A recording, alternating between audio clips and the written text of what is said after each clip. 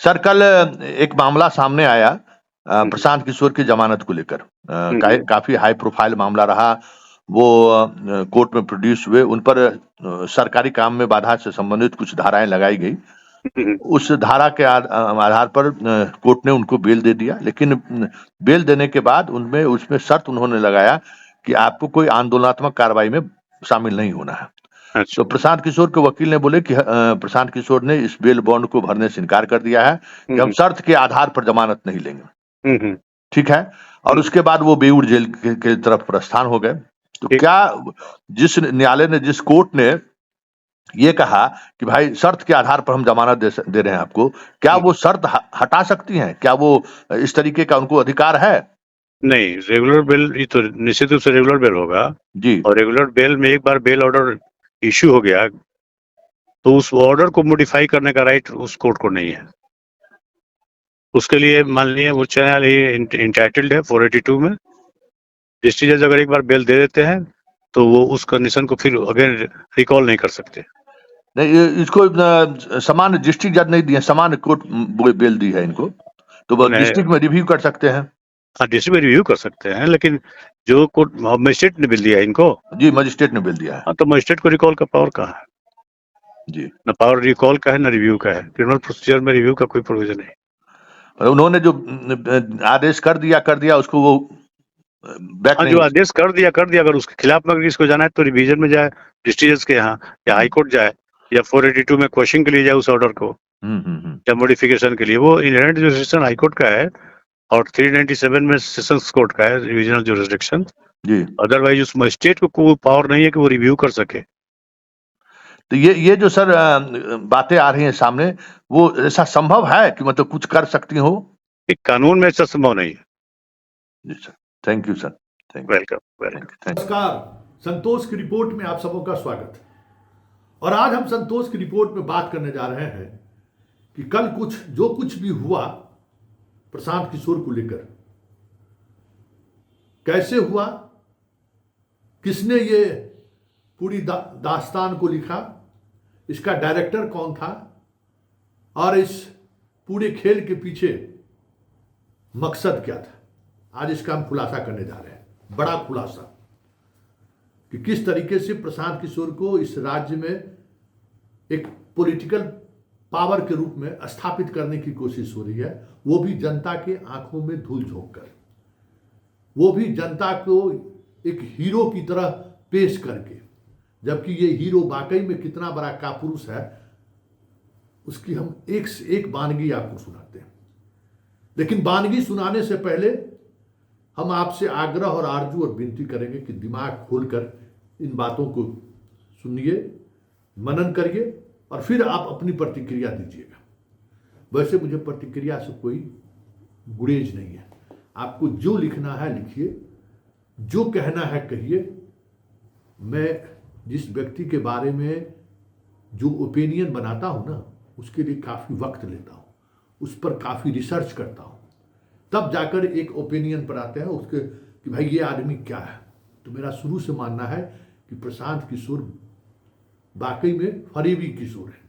ये जनता के आंखों पे धूल झोंकता है, ये जनता के भावनाओं के साथ खेलता है, ये जनता के सामने एक ऐसा आभा मंडल बनाकर पेश करने की कोशिश करता है जिस वो जो आभा मंडल पूरी तौर पर खोखला है। ऐसे लोग सत्ता में आने के बाद सबसे बड़ा दुश्मन वो जनता का ही बन जाता है, क्योंकि जनता से इन्हें कोई मोहब्बत नहीं है, जनता से कोई इमोशनल अटैचमेंट नहीं रहता है। अब जरा एक एक चीज हम सवाल खड़ा कर रहे हैं, कल जो कुछ भी घटे एक एक सवाल मेरा है, और आप अगर नहीं समझ पा रहे हैं तो किसी वकील से, किसी पुलिस अधिकारी से जरा समझ लीजिए। देखिए, प्रशांत किशोर की गिरफ्तारी पूरे तौर पर प्लांटेड था। इस खेल में सरकार, सिस्टम और प्रशांत किशोर तीनों शामिल थे। जो कुछ भी हुआ वो सब कुछ सत्ता, सरकार और प्रशांत किशोर के सहमति से हुआ, और इसके लिए फुल प्रूफ प्लान तैयार किया गया। फुल प्रूफ प्लान की बात कर रहे हैं, एम्स ले जाना, फतुहा ले जाना, पटना कोर्ट में पेश करना, पटना कोर्ट से बेऊर थाना ले जाना, सारा स्क्रिप्टेड था। और यही वजह है कि प्रशांत किशोर पर अब केस होने जा रहा है। जिन सवालों को हम कल से उठा रहे हैं, उन सवालों को पर आज पूरा पटना बार एसोसिएशन हरकत में है, क्योंकि कल जो कुछ भी कोर्ट में हुआ, जिस तरीके से हुआ, आज तक कभी नहीं हुआ था। 2006 से हम लगातार पटना सिविल कोर्ट को कवर करते आ रहे हैं। मीडिया वाले के कैमरा तक अलाउ नहीं है, मोबाइल से फोटोग्राफी तक अलाउ नहीं है, और यहाँ प्रेस कॉन्फ्रेंस तक की इजाजत दे दी गई।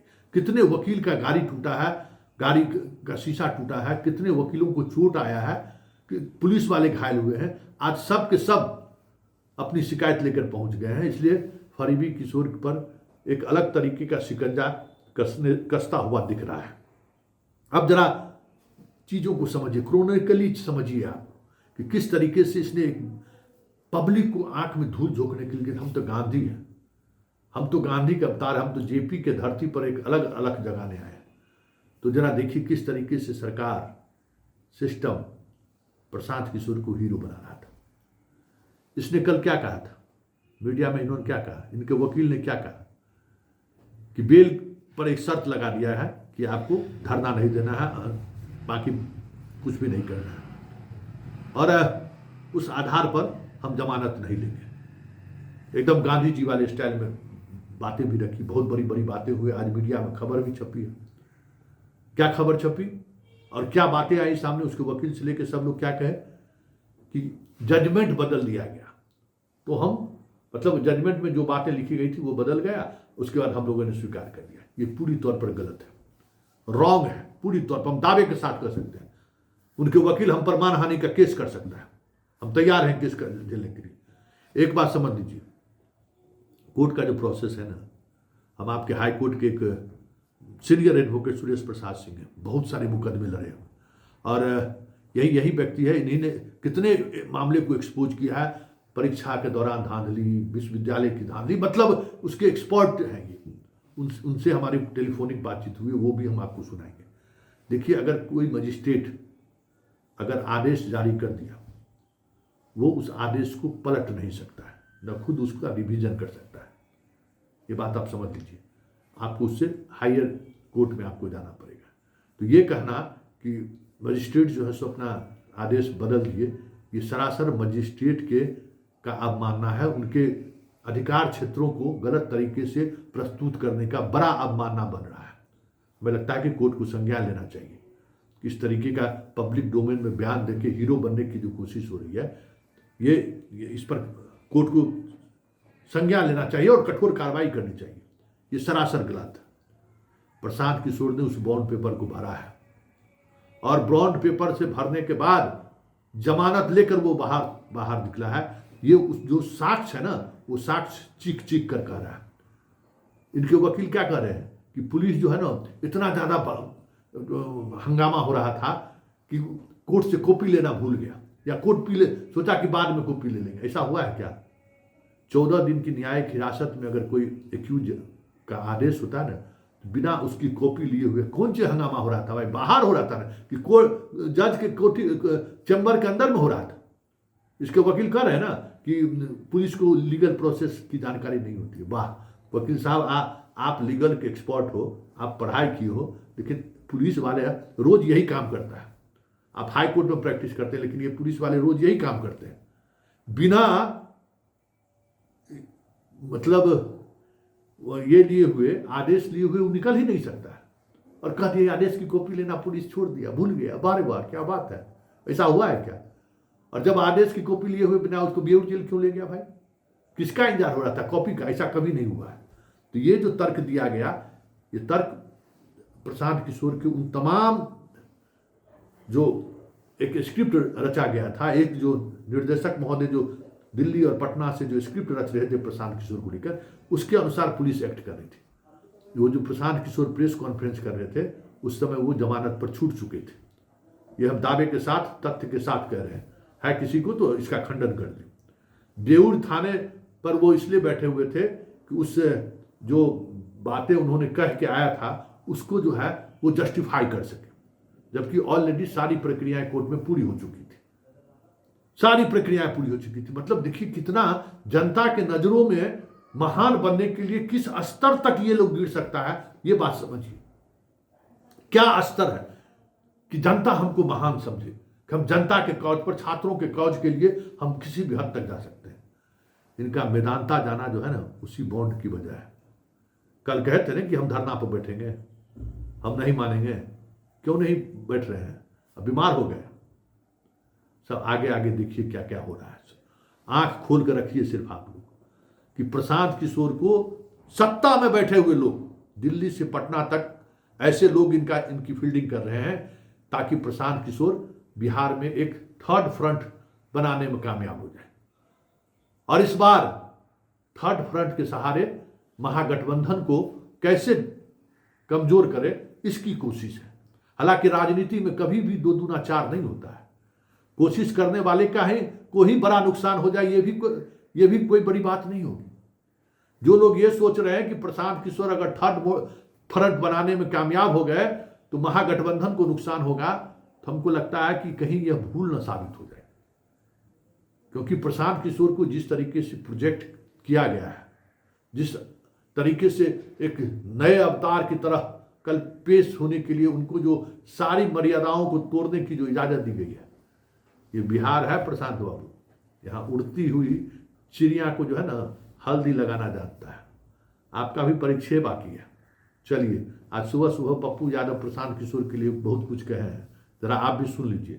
और बस हमारे इन तमाम सवालों का कोई लीगली अगर कोई कंफ्यूजन हो या लीगली अगर कोई हम गलत बोल रहे हैं तो आप हमारे पोस्ट पर प्रतिक्रिया दीजिए। वकील साहब लोग भी आमंत्रित हैं कि क्या कोई कैदी को बिना प्रोडक्शन वारंट लिए हुए, बिना उनके जज साहब का कॉपी लिए हुए कोई जाएगा जेल पर कि हम पीछे से कॉपी मंगाएंगे?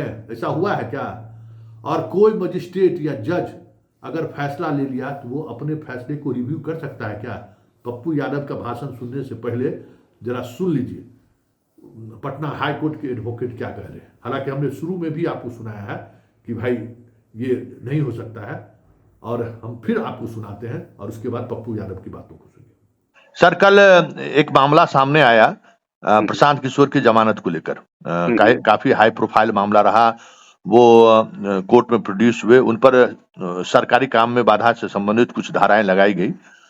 उस धारा के आधार पर कोर्ट ने उनको बेल दे दिया, लेकिन बेल देने के बाद उसमें शर्त उन्होंने लगाया कि आपको कोई आंदोलनात्मक कार्रवाई में शामिल नहीं होना है। अच्छा। तो प्रशांत किशोर के वकील ने बोले कि प्रशांत किशोर ने इस बेल बॉन्ड को भरने से इनकार कर दिया है कि हम शर्त के आधार पर जमानत नहीं लेंगे। ठीक है।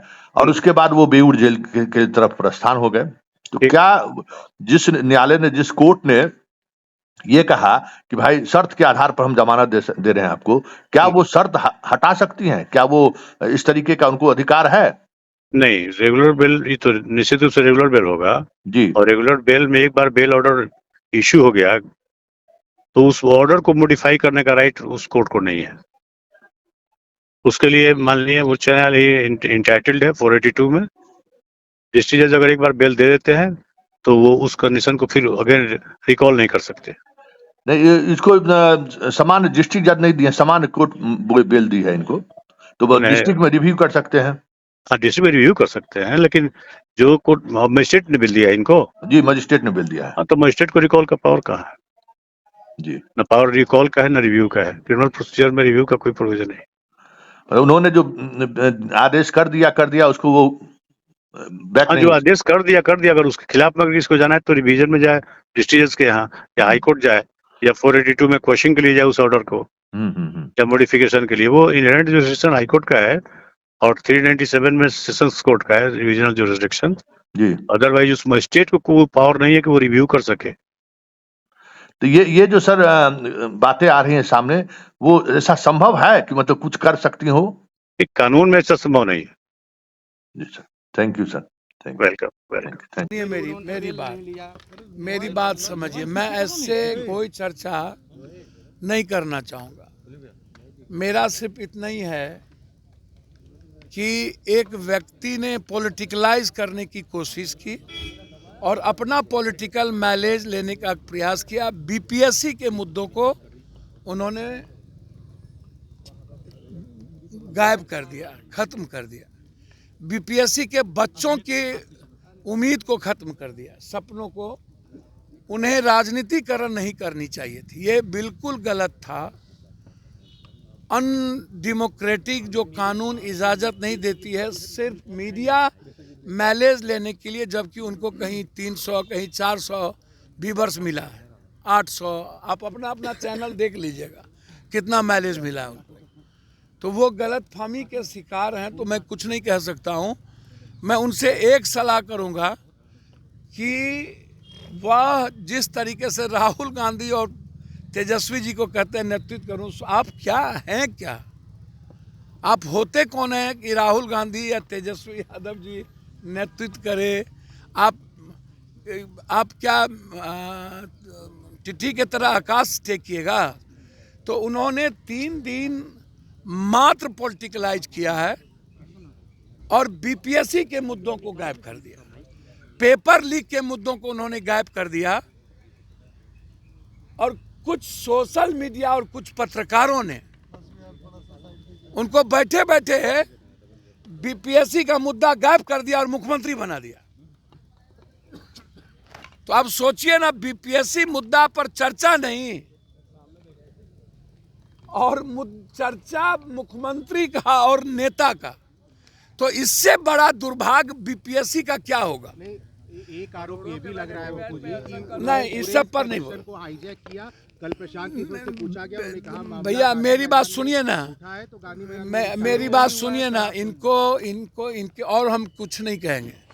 हम उनको सलाह देंगे कि वो अभी जुम्मा 4 दिन हुआ नहीं कि आप राहुल गांधी को नेतृत्व करने के लिए सलाह देने लगे, जो देश के युवाओं के रोजगार की सबसे बड़ी आवाज है। और तेजस्वी को बोलने लगे आप। भैया राहुल, और दूसरा आप अपना मार्केटिंग करवाने लगे। प्रशांत जी, आपको शर्म नहीं आई कि बच्चों को आपने बैक कर दिया और अपने पार्टी के पेड वर्कर से आप नेतागिरी करने लगे? आपको शर्म नहीं आया? ये पेड वर्कर से नेतागिरी और कुछ सोशल मीडिया को पैसा देके मुख्यमंत्री बनने लगे आप।